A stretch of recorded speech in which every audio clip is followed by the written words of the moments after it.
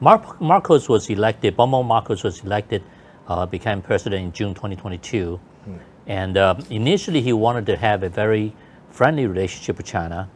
So in January 2023, he took a 200 people delegation to China and met with Xi Jinping.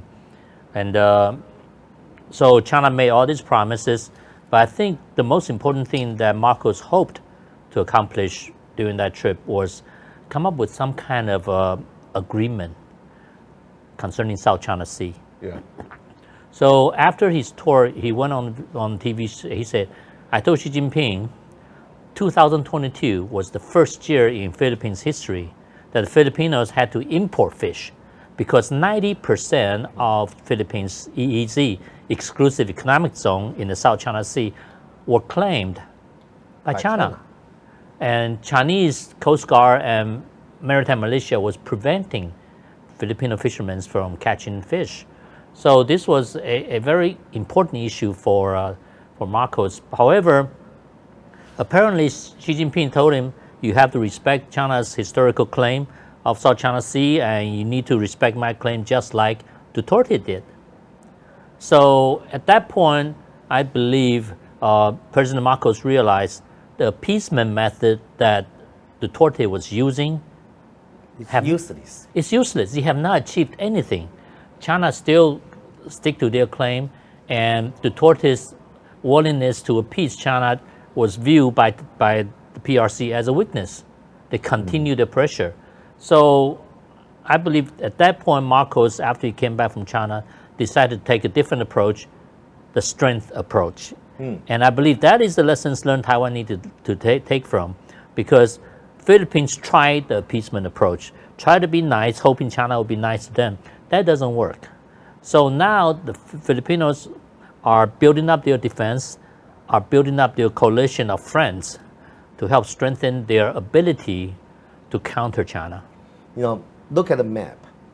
What's the importance? What's the value of Philippines to defend Taiwan? It's almost like a set of dominoes, right? That's the game where if you knock one down, the rest will follow. If any one of these islands fall in the first island chain, then the rest are sure to follow. It weakens their position so much. So if China takes Taiwan, Philippines is next on the menu. If China takes Philippines, Taiwan is next on the menu, or Indonesia. The importance of sticking together as a coalition is crucial. It's all the interests aligned for all the nations in the first island chain. And that's only because of China's recent extremely aggressive wolf warrior diplomacy. It's bullying all across. So much trade that goes through that area, goes through the Taiwan Strait, through the South China Sea, or West Philippine Sea, whatever we want to call it. But it's such an economically important area for the entire world that any sort of conflict that is happening in this region would affect the world economy, not just the Philippines. It's not an isolated incident. Yeah. But in this region, Philippine President Marcos said, like Abe, if something happened to Taiwan, how can Philippines escape from that? Yeah. We are bound together. We are an island. We are connected by waters. Well, I want to ask Tony, the strategic importance of Philippines to Taiwan. We know Basic Channel. Basic Channel is a major exit for China's submarines because behind the first island chain, the water is so shallow. It's not suitable for submarines movement. So if China want to project their submarine capacity to West Pacific or go into Strait, Seattle, Los Angeles, it need to penetrate Basic Channel. Those part will be miracle. Philippines is the place China need to put into control. Otherwise, he won't feel comfortable to launch any kind of invasion toward Taiwan or toward any country. So, in your perspective view, the importance of Philippines to Taiwan, how should Taiwanese see that? It is critically important because if you look at the Chinese, if China wants to attack Taiwan, they need to use the Southern Fleet and the Northern Fleet. Northern Fleet, there are other islands that take care of it. But Southern Fleet, the headquarters of the Southern Fleet is in Hainan Island. That is the home port of the Shandong Aircraft Carrier Strike Group. Their submarine. And their submarine, huge submarine base there. So the Bashi Channel, Batanes, and Basco Island in the middle of the Batanes, the Bashi Channel, are critical, and that's where we deploy during Balikatan exercises. So from there, and the northern bases that the Philippines just opened up to us, the naval base up north, and the army base, and also the airfield up north of Philippines, they are critical for the defense of Taiwan, because from those locations, we can basically choke off the Southern Fleet. And when you talk about China trying to implement anti-access area denial, in fact, using northern Philippines and Bashi Channel, we can deny the Chinese forces from going into the Philippine Seas and also the Pacific Ocean, also cause them to remain in an area where it's easier to kill. Because if you look at the Typhoon system, okay, the SM-6, the Tomahawks, and also the new Nemesis with the naval strike missiles, we can basically trap the Southern Fleet in that area. As they approach Taiwan from the south, they can be killed. Okay, so also, it's not a big secret that we have listening device listening to Chinese submarines. The water drone. Yeah, so as they cross those choke points, they get tagged and they become hunted.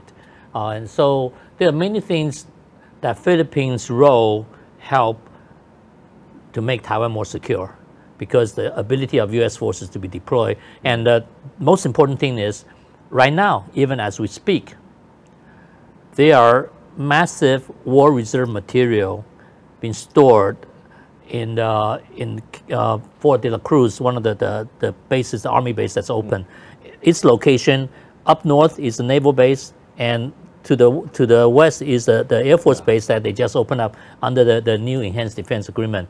So these are the locations. The new Enhanced Agreement actually opened up 4 bases. 3 of them are in northern Luzon. The primary purpose is to only help 400 Taiwan. kilometers away from Kaohsiung. Yeah. Yeah. So the way that we can deploy fighters there, and we can deploy ships there, and the resupply point, both for fuel, food, armament, up north in northern Luzon, and all that war reserve material that's already there, it enhances the overall ability to first deter China, and if not, defeat China. So Philippines' role is very, very important for both defense of Philippines, obviously, and of course for the defense of Taiwan. No, one thing that Marcos has done, which I think is brilliant, is he has shown a spotlight on all of China's bullying in the South China Sea, where his predecessor, Duterte, tried to ignore it and cover it up. Marcos has done the opposite. And he's shown the world, look what China is doing. Look what they're doing to our fishermen. Look how they're harassing our people. And the world has noticed, like, oh my God, China's such a huge bully. You know, a lot of people, they're living their own lives. They don't have a lot of time to think outside of their own life and what's happening around the world. But when they see this same behavior popping up on their social media, on their news at night, they're going to take notice. I think Taiwan should maybe follow suit and try and broadcast this message of all the wrong things that China's doing to Taiwan, all the bullying, and try and push that out a little bit further. Look at how China's cutting our internet cables, right? Look how they're harassing our citizens when they are trying to do business in China.